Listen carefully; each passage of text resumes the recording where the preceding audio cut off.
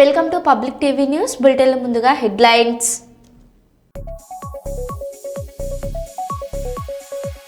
పెద్దాపురంలో NDRF community awareness కార్యక్రమం.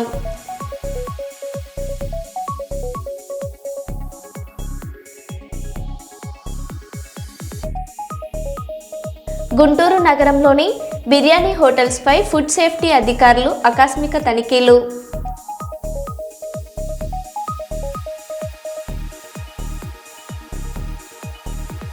AP deputy CM Pawan Kalyan మరోసారి మానవత్వాన్ని చాటుకున్నారు.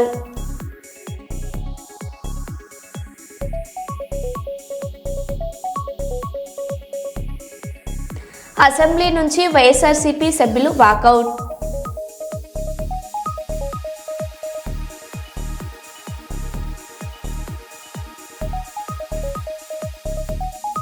హన్మకొండ అంబేద్కర్ భవన్లో లబ్ధిదారులకు చెక్కులు పంపిణీ చేసిన ఎమ్మెల్యే నాయన్ రాజేందర్ రెడ్డి.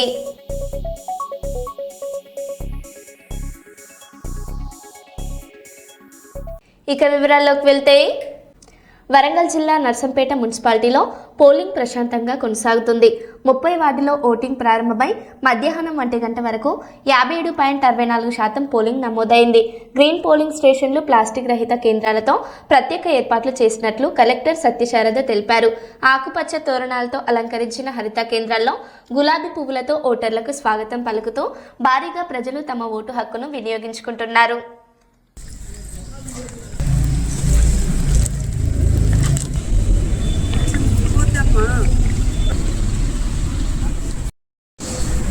అన్న అట్లా కాదు.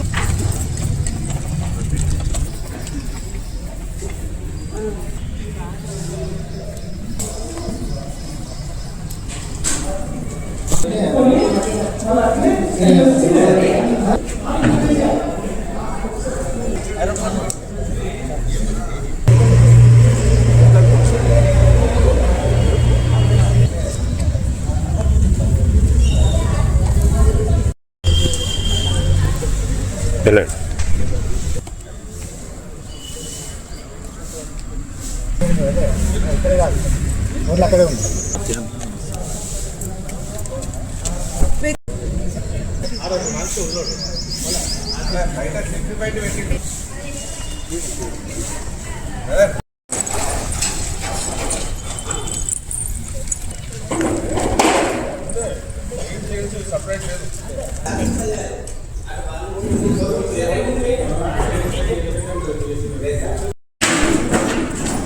అందరు బాగా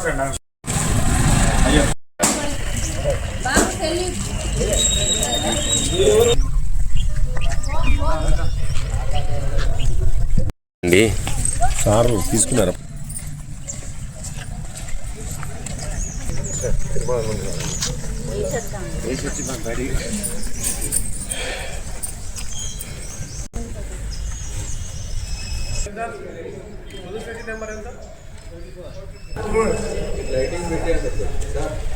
సార్ పెట్టి సార్ మీరైనా మాకు శత్రువులా? అట్లా చూస్తాను, మీరే అట్లా చేస్తాను. 10 సార్లు మీరు ఇచ్చినా కూడా మీరు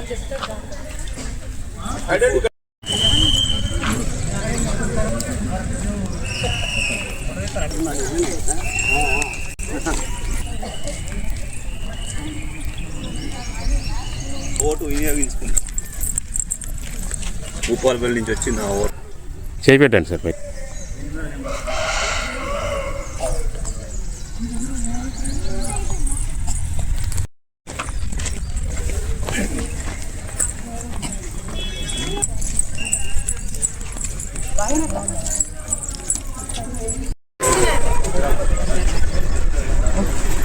అదే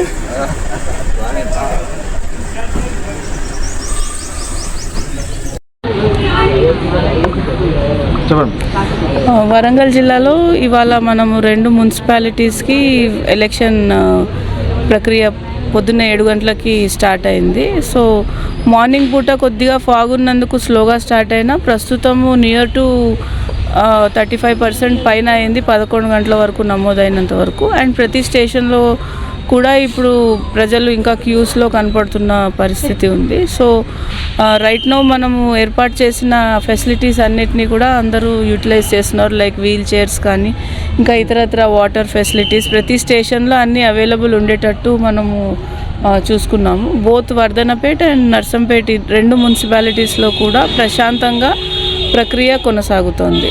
సో రైట్ నౌ మనము ఈవెన్ గ్రీన్ పోలింగ్ స్టేషన్స్ రెండు మున్సిపాలిటీలకి 2 చొప్పున తీసుకున్నాము. సో ఈ గ్రీన్ పోలింగ్ స్టేషన్స్ ద్వారా పర్యావరణ హితమైన సందేశాన్ని అందిస్తూ ప్లస్ ఓటర్ శాతం పెంచే విధంగా మాకు పంచాయతీ ఎలక్షన్స్లో ఇది చాలా హెల్ప్ అయినాయి. సో అది ఈసారి కూడా మేము కొనసాగించాము. సో దట్ ఓటర్ శాతం పెరుగుతుందని. సో అలాగనే ఇక్కడ మనం చూసినట్టయితే చాలామంది ఇవి చూడడానికి కూడా వచ్చి మాట్లాడుకొని ఒక పండగ లాంటి వాతావరణంలో ఇది మొత్తము ఎలక్షన్ ఓటింగ్ అనేది జరుగుతుంది right now. So as of now no issues from Warangal, పీస్ఫుల్గానే జరుగుతుంది మొత్తం.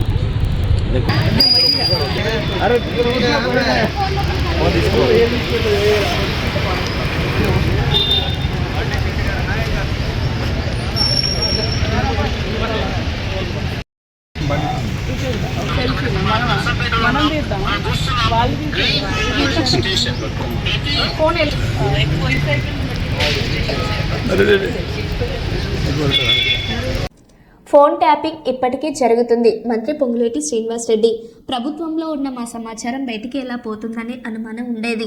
మేము మాట్లాడుకుంటున్న కాన్ఫరెన్స్ కాల్స్ వింటున్నారు, అవి బయటికి ఎలా లీక్ అవుతున్నాయి. కేసీఆర్ మామిడి తోటలో కూర్చొని ఫోన్ ట్యాపింగ్ చేస్తూ మా ఫోన్లు వింటున్నాడని అనుమానంగా ఉంది. ఫోన్ ట్యాపింగ్ పరికరాలు ఆయన దగ్గర ఉన్నాయని అనిపిస్తుంది.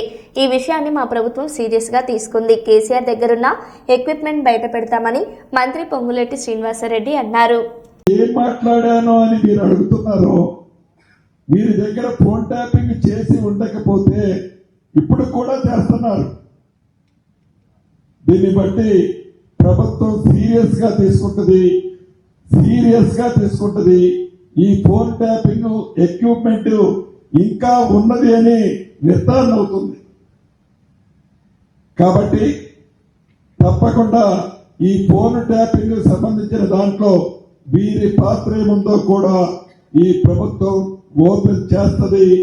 ఇంకా ఎన్ని ఎక్విప్మెంట్లు ఏ మామిడి తోటలలో ఏ ఫామ్ హౌసెస్ లో ఎవరు ఇంట్లో ఉండి ఇంకా దొంగతనంగా ఈ ఫోన్ ట్యాపింగ్ లో ఎంతమంది వింటున్నారో ఈ ప్రభుత్వం ఎంక్వైరీ చేసి వారిని కూడా చట్టరీత్యా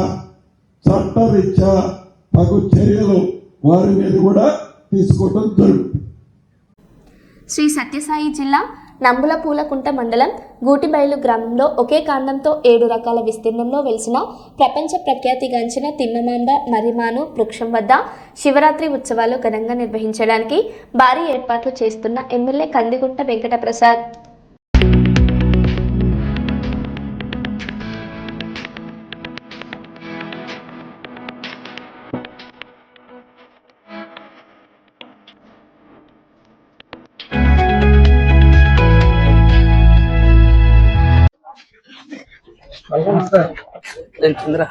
బాగున్నావా? ఎందుకంటే 3 రోజుల ఈవెంట్ కి ఒకే స్టేజ్ సర్వ్ అవుతుంది పర్పస్. రూట్లోనే ఇలా తీసుకొని వెళ్ళి మళ్ళీ అలా వెళ్ళి అక్కడి నుంచి దిశా ఫౌండేషన్ వారి సౌజన్యంతో కొన్ని కార్యక్రమాలు రూపకల్పన కూడా చేయడం జరిగింది. మర్రిమాను దగ్గర అనాదిగా శివరాత్రి పండుగ సందర్భంగా 3 రోజుల పాటు జరిగేటువంటి ఉత్సవాలు ఈ ప్రాంత వాసులందరికీ కూడా తెలిసినటువంటి విషయం. ఎన్నికల ముందు యువగలం కార్యక్రమం సందర్భంగా లోకేష్ బాబు గారు ఈ ప్రాంతానికి వచ్చినప్పుడు ఒక టూరిజం సర్క్యూట్ ఇక్కడ ఏర్పాటు చేస్తామని చెప్పేసి మాట ఇవ్వడం జరిగింది. అందులో భాగంగా పెద్దెల్లంపల్లి దగ్గర 600 కిలోమీటర్స్ పైలాన్ కూడా నిర్మించడం కూడా జరిగింది. ఒక నాయకుడు అంటే మా పార్టీ తరఫున వచ్చినటువంటి నాయకుడు ఇచ్చినటువంటి మాట అంటే మేమందరం ఇచ్చినట్టే. మాట నిలబెట్టుకోవాల్సినటువంటి బాధ్యత ఆ పార్టీ తరఫున ఎన్నికైనటువంటి ప్రజాప్రతినిధిగా నా మీద నిరంతరం ఉంటుంది. అందులో భాగంగానే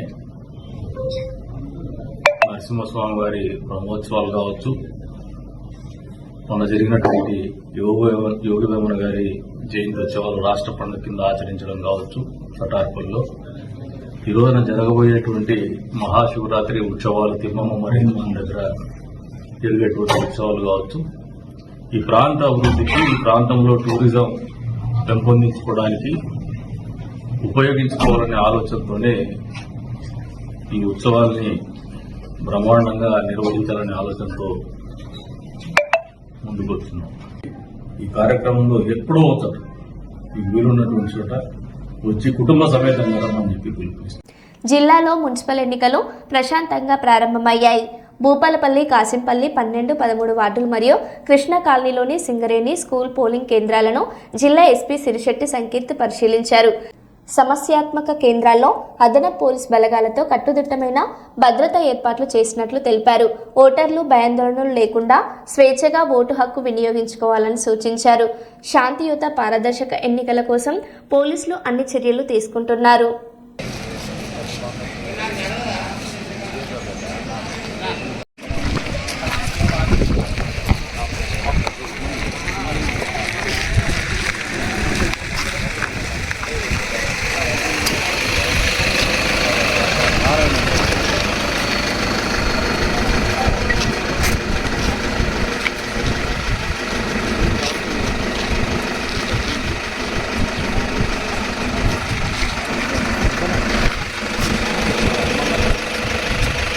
కొట్టిన వాడికి స్టేషన్ బెయిల్, తిట్టిన వాడికి సెంట్రల్ జైలు అంటూ మాజీ ఎంపీ ఉండవల్లి అరుణ్ కుమార్ తీవ్ర విమర్శలు చేశారు.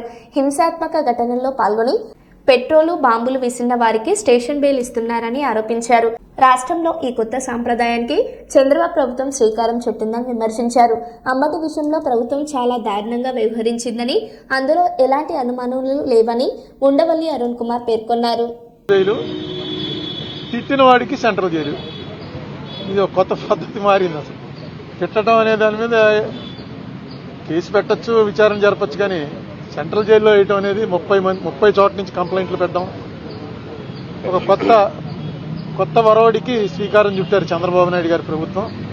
ఇది ఎట్టుపోతుందో చూడాలి. ఇది మాత్రం ఆరోగ్యకరమైనది కాదు, చాలా టూ మచ్గా వ్యవహరించారు, అందులో ఏం అనుమానాలు.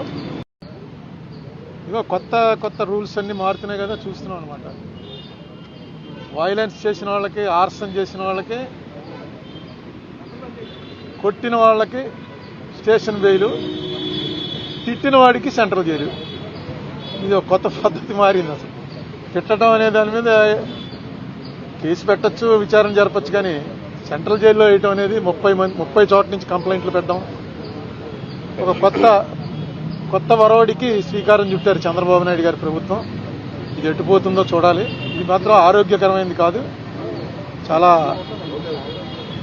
టూ మచ్గా వ్యవహరించారు, అందులో ఏం అనుమానాలు.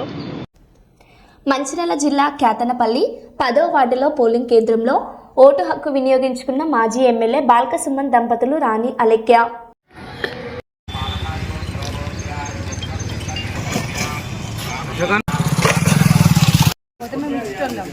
ఉంది కదా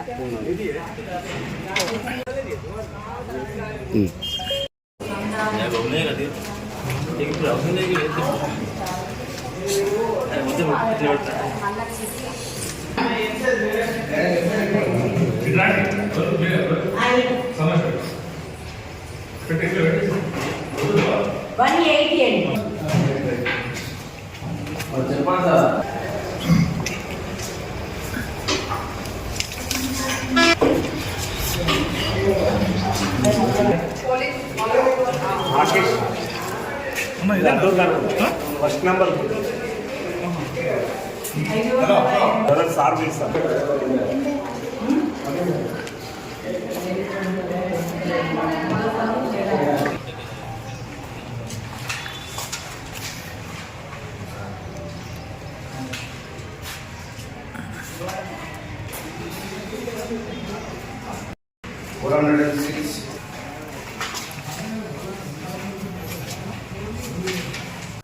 राधिका कोई बाबा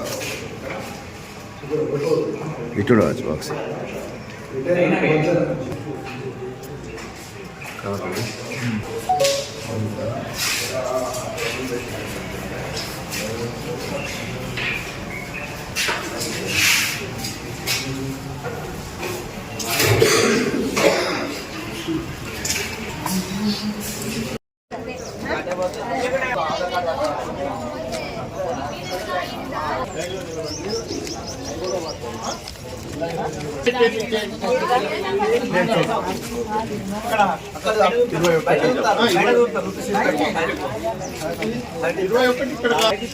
మరి ఇది ఇక్కడ కాదమ్మా 22 23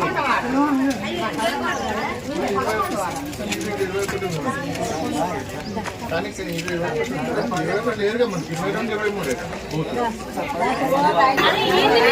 అమ్మా అలా ఒక్క తర్వాత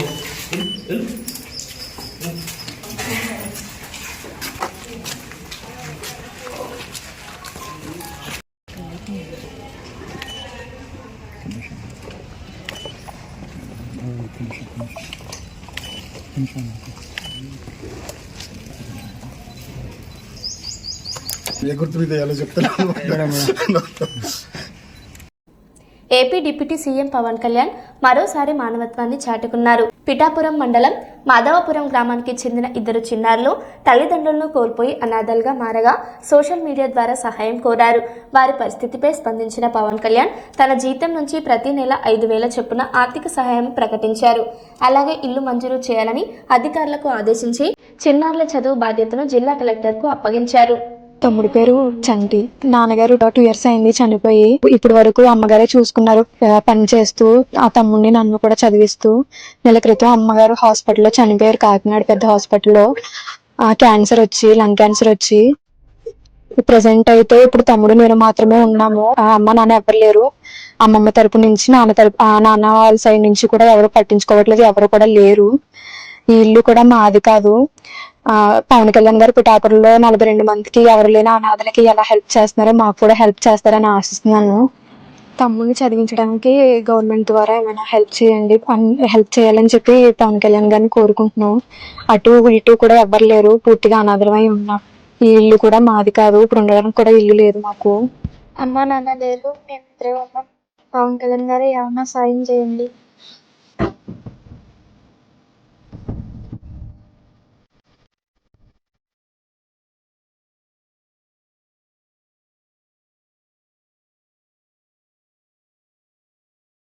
తల్లిదండ్రులే పిల్లలండి, అనాథలండి ఎప్పు వదిలేశారండి. ఎండ కాసినా వాన వచ్చినా అందులోనే ఉంటున్నారు. నా పిల్లలకి ఆధారం ఏమి లేదు, చూసేవాళ్ళు ఎవరో లేదండి అని చెప్పి చెప్తుంది. మీరు చూస్తారని మేము పరుగు చూడడానికి శక్తి లేదండి మాకు. పవన్ కళ్యాణ్ గారండి మీరు ఏదో చూడాలండి, పిల్లలకి రాసి పెట్టాలని మీరు అందరినీ 40 మందిని 50 మంది పురస్కారం చేస్తారు. అలాగే పిల్లలు కూడా పురస్కారం చేయాలండి. పిఠాపురం మండలం మాధవపురం గ్రామంలో అనంతలక్ష్మి కాలనీలో తల్లి తండ్రి కోల్పోయినటువంటి 2 అనాథ పిల్లలండి. ఇక్కడ మేము ఇంటి చుట్టుపక్కల ఉండేటువంటి కుటుంబాల్లో చుట్టుపక్కల ఉండే వాళ్ళు పిల్లలు అనాథలు అయిపోయారండి. ఇరుగు పొరుగు మేము ఉన్నాం, ఏదో చూసి సహకరించగలం కానీ మాయ అంతంత పరిస్థితులు మాత్రమే.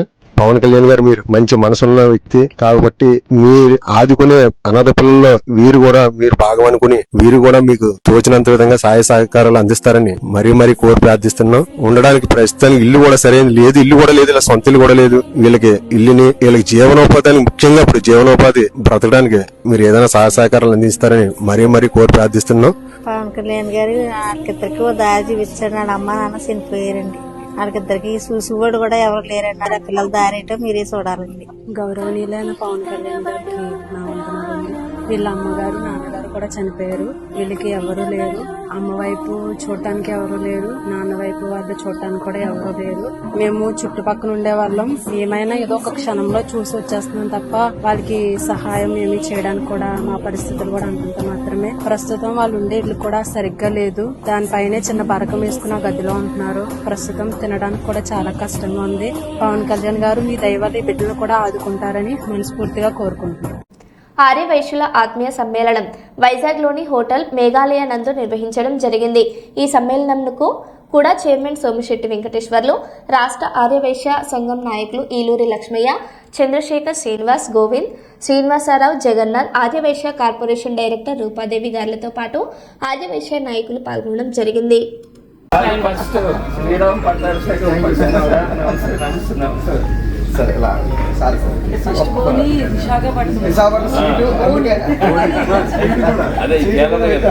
మంచి పోనీ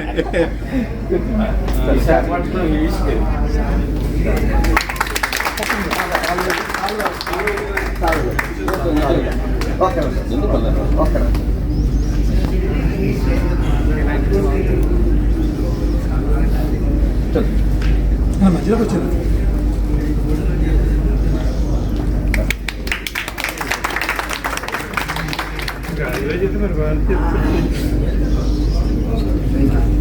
మా భరత్ చాలా పరిశ్రమ శాఖ మంత్రి, మా అదృష్టం అది. పరిశ్రమ శాఖ మంత్రి మా భరత్ కావడం మాకు చాలా అదృష్టం. మా కర్నూలు జిల్లాలో కొన్ని పరిశ్రమ 50,000 కోట్లకు సంబంధించిన పరిశ్రమ కర్నూలు జిల్లాకు వస్తున్నాయి. ఫస్ట్ ఆయన కోరేది ఒకటే, నా జిల్లాకు రాష్ట్రంలో ఏం చూస్తున్నాయో నా జిల్లాలో కూడా పరిశ్రమలు రావాలి, నేను కూడా కర్నూలు జిల్లాకు న్యాయం చేయాలని చెప్పి భరత్ ఈ రోజు కూడా కృషితో పనిచేస్తున్నాడు. లోకేష్తో ఎక్కడ కూడా విదేశాలకు పోవడం, చంద్రబాబుతో పోవడం, ఇవన్నీ ఎందుకు చెప్తున్నానంటే ఈ ప్రభుత్వం పడిపోకూడదు. డెవలప్మెంట్ మనకు అవసరం. ప్రజలకు ఇచ్చేది ఏదైతే ఇవ్వాలనుకున్నారో ఇస్తున్నారు, ప్రజలు కాపాడుతున్నారు. వాగ్దానాలు సూపర్ తప్పకుండా సూపర్ 6 డెవలప్మెంట్ జరుగుతూ ఉంది, అన్ని జరుగుతున్నాయి. కానీ అయిన కుట్ర పడుతున్నాడు దుర్మార్గుడు. ఆ వలలో పడద్దండి, ఆ వలలో పడి రాష్ట్రాన్ని మళ్ళా నాశనం చేసుకోవద్దండి. కూటమి ప్రభుత్వం డెఫినెట్గా మళ్ళీ 2029 కింద తెచ్చుకుంటే మళ్ళా మనం పెద్ద ఎత్తున అభివృద్ధి ముందుకు పోతాం. అందుకని ఇప్పటి నుంచి నేను ప్రార్థించేది ఏమంటే, స్థానిక సంస్థ ఎన్నికల్లో మన వాళ్ళు సిద్ధం కాండి, మన వాళ్ళు సపోర్ట్ ఇస్తాం. నేను ఎన్నోసార్లు మీటింగ్లో చెప్పాను, ఆడవలస సోదరి ఈసారి ఎలక్షన్స్ లో కష్టపడినట్ల చరిత్ర ఎప్పుడు కూడా కష్టపడలేదు. ఏ మీటింగ్ పోయినా, మేము ఎక్కడ పోయినా, రాకేష్ నేను ఎక్కడ పోయినా కానీ చాలా మీటింగ్లు పోయాను, 70-80 మీటింగ్లు పోయినాను. ఎక్కడ కూడా మేము వెయ్యాను కూడా 3,000-4,000 మంది వయసులు వచ్చారు, కష్టపడ్డారు, ఖర్చు పెట్టారు, వచ్చిన వాళ్ళందరికీ భోజనాలు పెట్టారు. ఈసారి ఇంత 95% తెలుగుదేశం పార్టీ కూటమి ప్రభుత్వం గెలిపించారు. నిజంగా నేను ధన్యవాదాలు తెలుసు వయసులందరికీ. మనం కాపాడుకుందాం. ఇటువంటి మంచి ప్రభుత్వం వచ్చింది, మనం కాపాడుకునే బాధ్యత మన మీద ఉంది.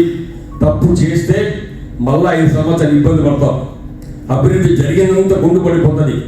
అభివృద్ధి గుండు పడకుండా మళ్ళీ అభివృద్ధి చెందాలంటే ఇదే పద్ధతిగా చంద్రబాబు నాయుడు, లోకేష్ గారి, పవన్ కళ్యాణ్ గారి, మోదీ గారి ఆధ్వర్యంలో మనం పనిచేస్తే మాత్రం డెవలప్మెంట్ డెఫినెట్ గా మనకు జరిగి ముందుకు పోతుంది. ఎందుకంటే ఈ వైజాగ్లో నేను చెప్పాల్సిన అవసరం లేదు. వైజాగ్లో ఏం జరుగుతున్నాయి, ఎన్ని పరిస్థితులు వస్తున్నాయి, ఆ ఫ్యాక్టరీ విషయం వచ్చి తెలుసు. ఎక్కడెక్కడో డ్రామాలు ఆడినారు పాపం. ఏంటి చేసినా చంద్రబాబు ఏం చెప్పారో అన్ని జరుగుతున్నాయి. ఇవాళ ఎన్ని పనులున్నా ఎన్ని ఉన్నా ఇవాళ ఢిల్లీ పోయారు, అమిత్ షాని కలిశాడు. కాబట్టి మరి భరత్ ఎత్తున్నాడు, టీజీ వెంకటేష్ సంగతి అందరికీ తెలుసు. లక్ష్మయ్య చెప్పాడు, ఇప్పుడు అందరూ చెప్పారు. 10 మందికి అన్నం పెడతారు. 10 మంది దానాలు చేస్తారు. మా కర్నూలు చూస్తాం, పోయిన ముందే ఇటు దేవుడు పెడతాడు. ఎవడు పెడతాడండి? డబ్బులు ఉన్నవాడు ఎవడో పెడతాడా? ఈ కాలంలో అటువంటి వ్యక్తులు దొరకడం చాలా అసాధ్యం. మరి యువకులు చిన్న వయసులో మంచి శాఖ ఇచ్చారు సార్. ఇవాళ మేమందరం కూడా నిన్న కర్నూలుకి వచ్చినప్పుడు చంద్రబాబు నాయుడు మాట్లాడి ఆయన ఒకటే చెప్పాడు, బాగా తిరగండి, పని చేయండి. వయసు మొన్న జరిగినటువంటి ఎన్నికల్లో మంచి కష్టపడి మన పని చేశారు. వాళ్ళకు కూడా ఉత్తేజపరిచి రాష్ట్రమంతా తిరిగి మళ్ళా పెద్ద ఎత్తున మనకు మెజార్టీ మున్సిపల్ ఎన్నికలు గెలిచాలి, అదేవిధంగా స్థానిక సంస్థలు అన్నీ గెలిచాలని చెప్పడం జరిగింది. దానికోసం రాష్ట్రం అంతా నేను ఇవాళ స్టార్టింగ్ కాబట్టి ఇప్పటి నుంచి కంటిన్యూగా శనివారం ఆదివారం ఆ 2 రోజులు కంటిన్యూ తిరుగుతుంటాను. నేను మిగతా రోజు కర్నూలులో ఉండి పని చూసుకొని పార్టీ కోసం పని చేసి ఇక్కడ వయసుల కోసం ప్రతి మీటింగ్ నడిపి మనందరినీ ఉత్తేజపరిచి అందరం ఐక్యతతో ముందుకు పోయి మన అందరూ ఒక మంచి ప్రభుత్వాన్ని సపోర్ట్ చేయాలని కోరుకుంటూ సెలవు తీసుకుంటున్నాను. మరో బులెటిన్లో మళ్ళీ కలుద్దాం. Stay tune.